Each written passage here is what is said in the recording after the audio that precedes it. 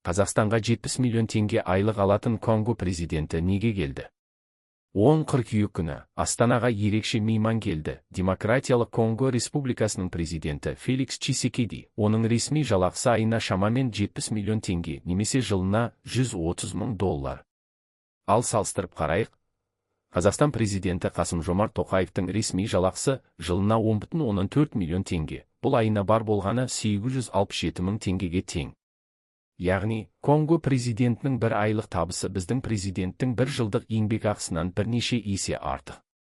Бірақ басты мәселе жалақыда емес. Чисекеди Қазақстанға не үшін келді? Бұл Конго басшысының елімізге жасаған алғашқы мемлекеттік сапары. Оның негізгі мақсаты екі ел арасындағы саяси, экономикалық және стратегиялық ынтымақтастықты күшейту. Сапардың күн тәртібінде ең өзекті тақырыптардың бірі Қазақстан акционері болып отырған Eurasian Resources Group компаниясы мен Конго арасындағы ұзақ жылдық дау-дамайды шешу. Бұл келіссөздер екі елге де жаңа мүмкіндіктер ашуы мүмкін. Конго әлемдегі ең бай табиғи ресурстарға ие елдердің бірі.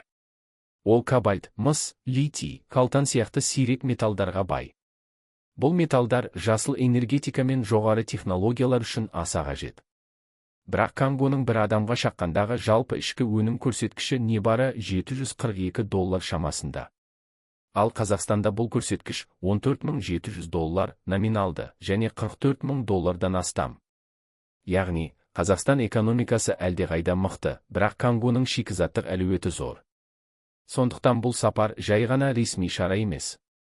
Бұл екі құрлықты жалғайтын жаңа экономикалық дәуірдің басы. Ресурстар мен индустрияны тоғыстыратын стратегиялық мәміле. Феликс Чисекеди Қазақстанға келіп, тек ресми сапар ғана емес, болашақтың үлкен әріптестігінің қадамын жасады.